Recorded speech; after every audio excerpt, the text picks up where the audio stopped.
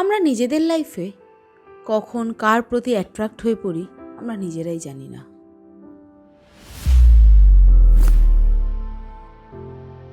আমরা নিজেরাই বুঝে উঠতে পারি না যে আমরা কখন কার ওপর আসক্ত হয়ে পড়ি। প্রত্যেকটা মানুষের ডিফারেন্ট অ্যাটিটিউড রয়েছে, প্রত্যেকটা মানুষের ডিফারেন্ট পার্সোনালিটি রয়েছে। সেই ডিফারেন্ট পার্সোনালিটি অ্যাটিটিউডের ওপরেই কিন্তু আমরা আসক্ত হয়ে পড়ি। আমরা কারোর কথায় প্রেমে পড়ি, আসক্ত অ্যাট্রাকশন, জাস্ট আমি কথার কথা বললাম। কারোর কথার প্রতি অ্যাট্রাক্ট হই, কারোর অ্যাটিটিউডের প্রতি অ্যাট্রাক্ট হই, কারোর বডি ল্যাঙ্গুয়েজের প্রতি অ্যাট্রাক্ট হই, ব্যবহারে অ্যাট্রাক্ট হই। অ্যাট্রাকশনের কোনো রিজন থাকে না। উইদাউট রিজন যে কারোর ওপরে তুমি অ্যাট্রাক্ট হয়ে পড়তে পারো। কারোর সাথে তুমি বিগত মোটামুটি সাইকোলজি বলে তুমি কারোর সাথে যদি দিনে প্রত্যেক দিন তুমি দিনে 6 দিন টানা তার সাথে গল্প করো, তার সাথে রোজ দেখা হোক, তার সাথে তোমার কথা হোক রোজ, যখনই হবে না আস্তে আস্তে সেই ব্যক্তিটার প্রতি তোমার একটা অ্যাট্রাকশন তৈরি হবে। সেটা কথা বলার হতে পারে, সেটা অভ্যেস বলতে পারো, বাট কিছু না কিছু তোমার ভিতরে তৈরি হবে। কিন্তু আমরা মাঝে মধ্যে ভুলে যাই যে এই অ্যাট্রাকশনের বাইরের দুনিয়াটা ঠিক কেমন। আমরা যে দুনিয়াতে বাস করি এই অ্যাট্রাকশন দুনিয়া থেকে বাস্তব দুনিয়াটা সম্পূর্ণ আলাদা। তুমি অ্যাট্রাকশনের ওপরে বেস করে কখনোই কিন্তু লাইফটাকে এগিয়ে নিয়ে যেতে পারবে না। দেখো, তুমি কারোর সাথে কারোর কথা সারাদিন ভাবছো, তার নেগেটিভ পজিটিভ সব রকম চিন্তা তোমার মাথায় ঘুরছে। সত্যি বলতে গেলে তুমি তার প্রতি এতটাই অবসেসড যে তার ভালো মন্দ, ভালো খারাপ সব কিছুকেই তোমার কীরকম যেন একটা অধিকার বোধ জন্মে গেছে যে না, ভালো আছে ঠিক আছে, খারাপ আছে কেন আছে, মানে এই জিনিসটা কিন্তু হয়ে যায়। এটা সাইকোলজি বলে, এটা কারোর সাথে বহুদিন থাকতে থাকতে এটা অটোমেটিক্যালি চলে আসে মেন্টালি।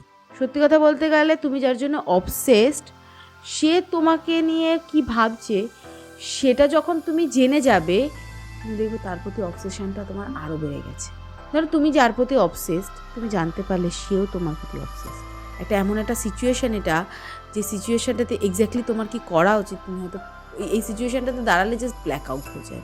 কী করবো, কেন করবো, কোথা থেকে করবো, কিচ্ছু না। আর এই সিচুয়েশানে দাঁড়িয়ে মানুষ কিন্তু ভুল সিদ্ধান্ত নেয়। তো বি কেয়ারফুল। তো আজকে আমি তোমাদেরকে বলবো যে কি করে প্রথমেই জানবো আমরা যে কি করে বুঝবো যে তুমি তার প্রতি আসক্ত হয়েছো। কজ অফ অ্যাট্রাকশন বা কজ অফ অবসেশন যাই বলো। তো চলো জেনে নিই কী করে অ্যাট্রাক্ট হয়েছো বা কী করে তুমি তার প্রতি আসক্ত হয়েছো।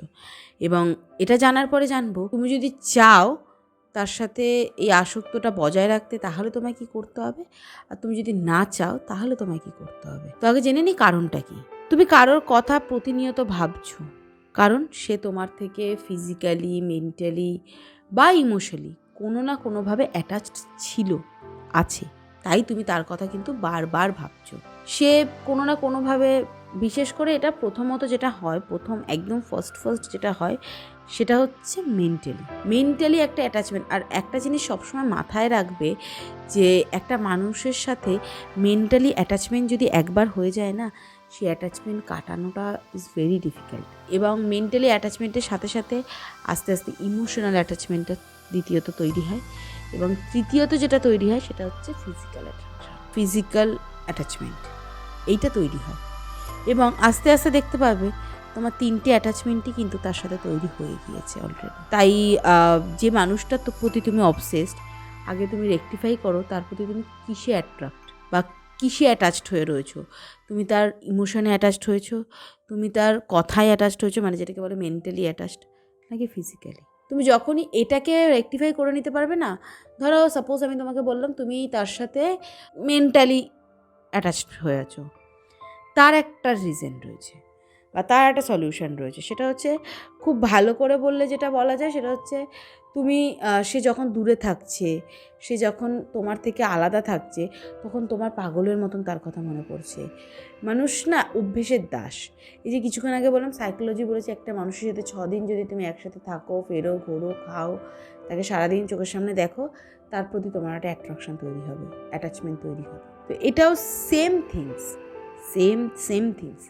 মেন্টালি অ্যাটাচমেন্টের ক্ষেত্রেও এটাই সেম, এবং ফিজিক্যালি অ্যাটাচমেন্টের ক্ষেত্রেও এটাই সেম।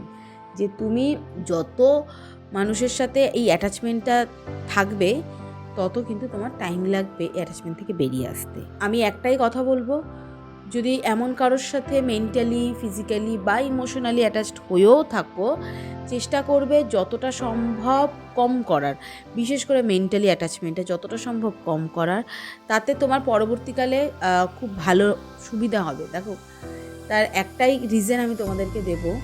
আমরা কারণটাকে তো রেকটিফাই করে নিয়েছি, এবার আমি জানবো যে এই 3টে কারণ যদি হয়, তাহলে তুমি যদি চাও এটাকে এগিয়ে নিয়ে যেতে তাহলে কি করবে, আর যদি চাও এটাকে এখানেই স্টপ করে দেবে তাহলে কি করবে। তো চলো প্রথম বলি মেন্টালি অ্যাটাচমেন্ট থেকে যদি তুমি রাখতে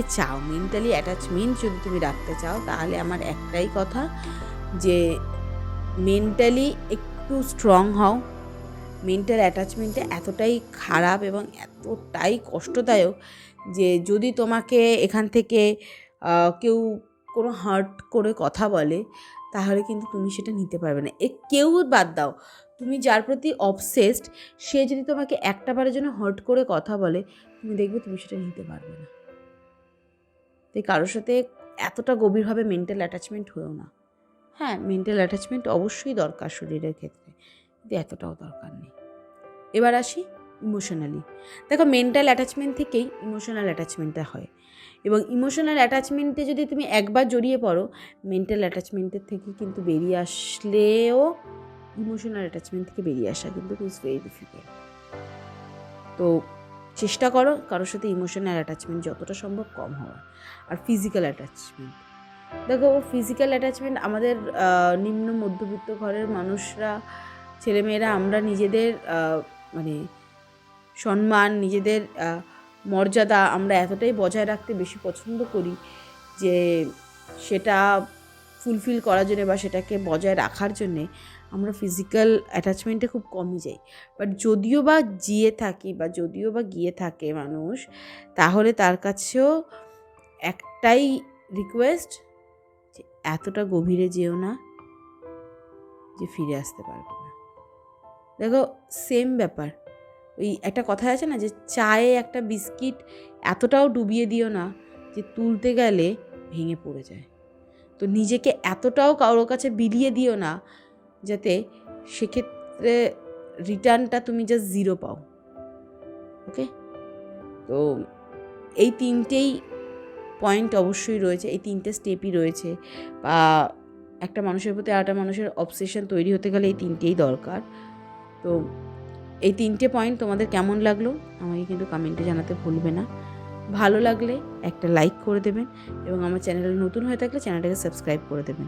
এবং এই 3টে পয়েন্টগুলোর মধ্যে বা এই পুরো টোটাল ভিডিওটার মধ্যে কোনো কিছু যদি তোমাদের মনে হয় যে তোমারও মিল রয়েছে, আমায় কিন্তু কমেন্টে ইয়েস জানাতে ভুলবে না। একটা কমেন্ট করে দিও, তাহলেই দেখবে আমি বুঝে যাব তোমাদেরকে এক্স্যাক্টলি কোন কোন ভিডিওগুলো দেওয়া দরকার। Thank you.